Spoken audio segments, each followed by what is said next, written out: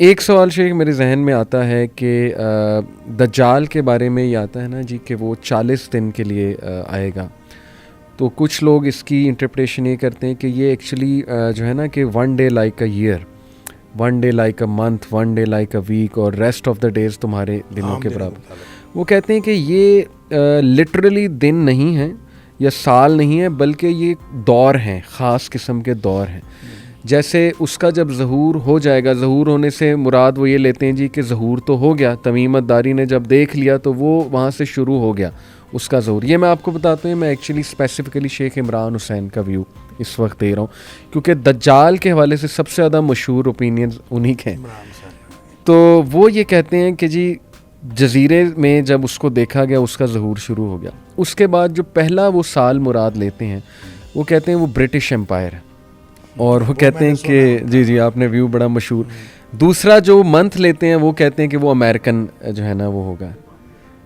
تو تیسرا وہ ویک کو لیتے ہیں جی کہ یہ چائنیز اور یہ جو طاقتیں ہیں. اور اس کے بعد اس نے بالکل ظاہر ہو جانا اور وہ 37 دن ہوں گے، وہ جو امام مہدی والا.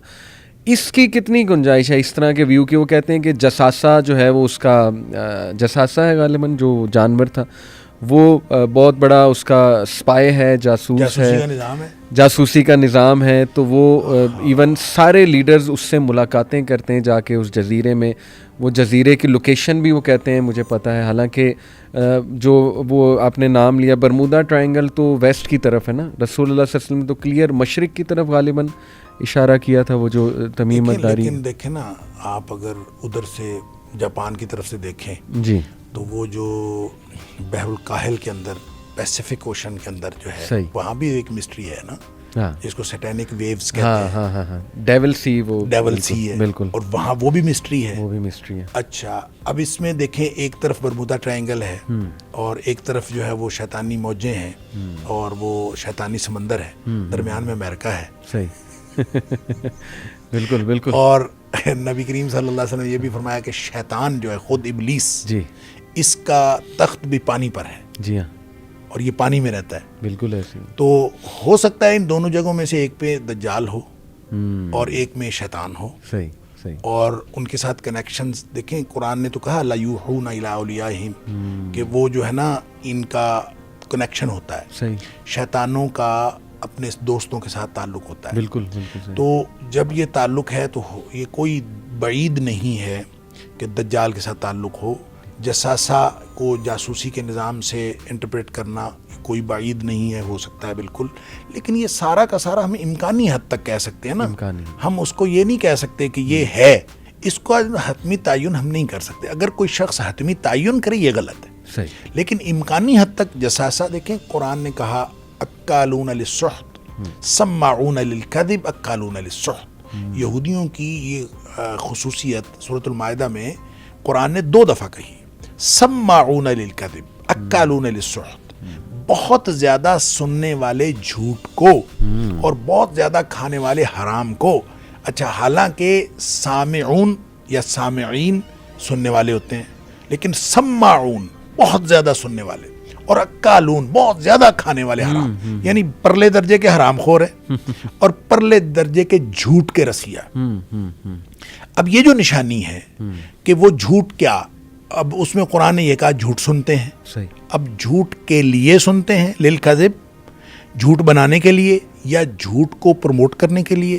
تو جتنا نظام جاسوسی کا بنا ہوا ہے نا، مجھے تو یہ لگتا ہے یہ سماعون للکذب جو قرآن نے کہا ان کے بارے میں، تو یہ سارا کا سارا جاسوسی کا نظام اصل میں جھوٹ کو پروموٹ کرنے کے لیے. یعنی ہر شخص کا جاسوسی کا نظام بنا لو، ہر ایک سے خبر لے لو اور خبر لے کے اس سے اپنی مرضی کی خبر جو ہے وہ آگے شیئر کر دو. اور پوری دنیا میں آپ دیکھتے ہیں کہ سارا کا سارا جو مین سٹریم میڈیا ہے وہ بھی سارا کنٹرولڈ ہے. کوئی جگہ جو ہے کسی جگہ خبر آپ کہیں کہ صحیح آ رہی ہے، یہ تو نہیں. خبر ان کے پاس صحیح ہوتی ہے، جاسوسی کا نظام ٹھیک ہے، مانیٹرنگ ٹھیک ہے، سرویلنس ٹھیک ہے، لیکن اس خبر کو جب نشر کرنا ہے تو وہ نہیں. تو یہ سماعون للکذب جو ہے اس کی یہ ٹرو انٹرپریٹیشن ہے.